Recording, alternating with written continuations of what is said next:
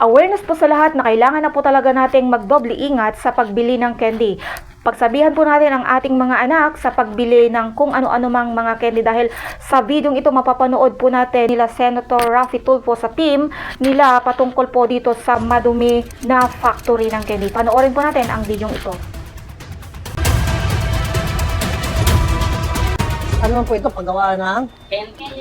Ma'am, kami mag-inspection lang sa dole po sila para makita kung okay bang kalagayan ng mga manggagawa.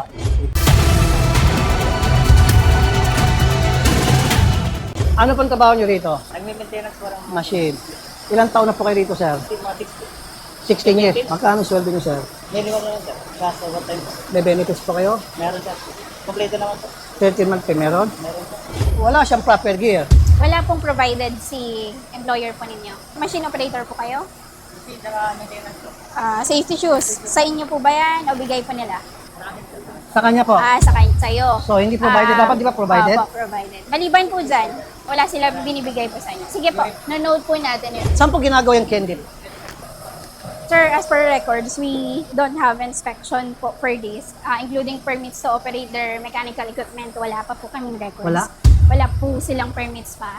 Sige. Paano po ginagawa yung candy? Dito sir, rinitix po dito sir.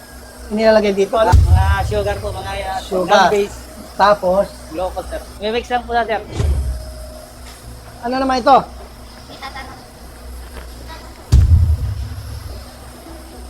Wala yun sir. Wow, this has to be inspected. Siguro sanitation.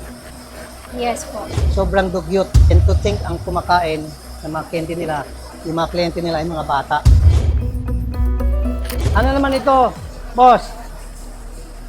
Glucose po yan. Glucose. Sa susunod siguro, pagpunta namin, siyempre may nakita ako na hindi ko naman pwedeng palampasin. Ang ganun-ganun na lang, andito na lang ako. Yung sanitation siguro, next time isasama namin. Unsanitary po, unkept. Ito pong pasilidad. But anyway, wala siyang proper gear.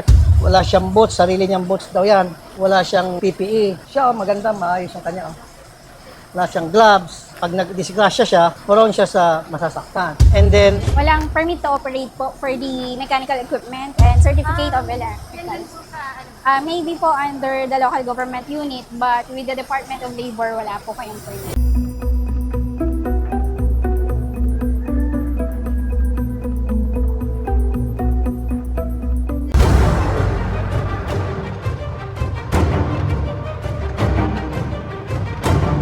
meron po kayong service records ng mga heavy equipment ninyo para masiguro na yan ay properly maintained para sa kapakanan at safety ng mga empleyado ninyo, mga mekaniko ninyo. Alam ko sir, meron po. Pero yung safekeeping, i-double check ko po dun sa department concern. Dapat po ma'am, meron Opo. para sa safety ng mga manggagawa.